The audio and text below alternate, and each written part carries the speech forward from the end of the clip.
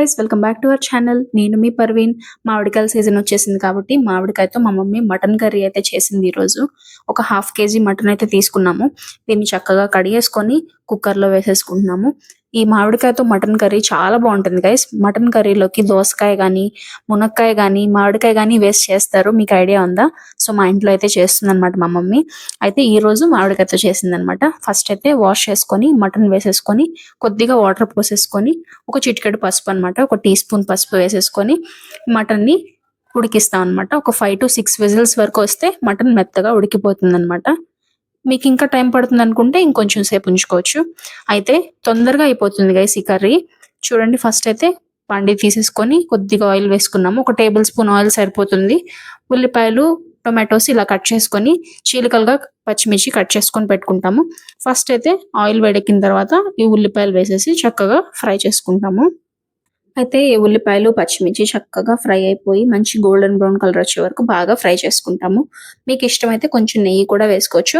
కానీ కర్రీ కదా, మటన్ కర్రీలకు మా మమ్మీ ఎప్పుడు నెయ్యి యూస్ చేయలేదు. సో మీకు ఇష్టమైతే నెయ్యి యూస్ చేయండి.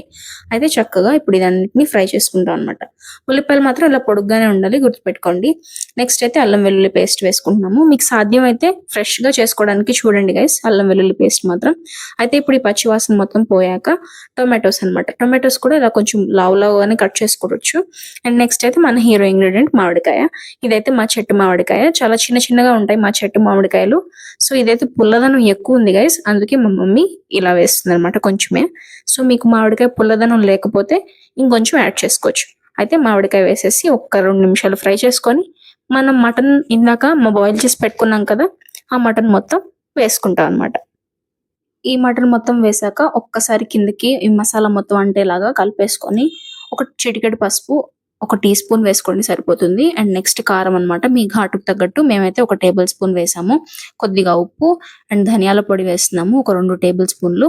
కొద్దిగా గరం మసాలా అనమాట. సో ఇవన్నీ వేసేసుకొని ఒక్కసారి కలిపేసుకోవాలన్నమాట. ఈ మసాలాస్ మొత్తం మనం ఉడికించిన మటన్ కి పట్టేటట్లు అనమాట. సో ఇందాక ఉడికించి పెట్టుకున్న మటన్ కి వాటర్ ఉన్నాయి కదా, అవి వేస్తాం అనమాట. సో ఈ వాటర్ మొత్తాన్ని ఒక్కసారి ఇలా కలిపేసుకొని మూత పెట్టేసుకొని ఒక 10 నిమిషాలు కుక్ చేస్తే సరిపోతుంది. ఎందుకంటే మనం మటన్ ఆల్రెడీ ఉడికించాం కాబట్టి ఎక్కువసేపు కుక్ చేయాల్సిన అవసరం అయితే లేదు. అంతే, ఇంకా రెడీ అయిపోయినట్టే ఆల్మోస్ట్. ఒక 10 నిమిషాలు ఉడికించుకున్న తర్వాత మనం మూత తీసేసి కసూరి మేథి అయితే వేసుకుంటున్నాము. కసూరి మేథి తెచ్చుకొని పెట్టుకోండి గైస్. నాన్ వెజ్ ఐటమ్స్ లోకి చాలా మంచి టేస్ట్ వస్తుంది అనమాట. కొద్దిగా కసూరి మేథి వేసేసుకుంటున్నాము. ఇది ఒక్కసారి ఇలా కలిపేసుకొని ఇంకొక 5 నిమిషాలు మనం కుక్ చేసుకొని లాస్ట్ లో ఇంకా కొత్తిమీర వేసుకొని దించేసుకుంటే అయిపోతుంది అనమాట. మామిడికాయ మటన్ కర్రీ చాలా బాగుంటుంది గైస్. మీకు ఇంకొంచెం గ్రేవీ కావాలంటే ఇంకొంచెం వాటర్ పోసుకోవచ్చు. అయితే అంతే, ఇంకా ఈ రెసిపీ మీ ఇంట్లో ట్రై చేయండి. ఎలా అనిపించిందో కామెంట్ సెక్షన్ లో చెప్పండి. ఈ రోజుకి ఇంతే, మళ్ళీ కలుద్దాం. By by.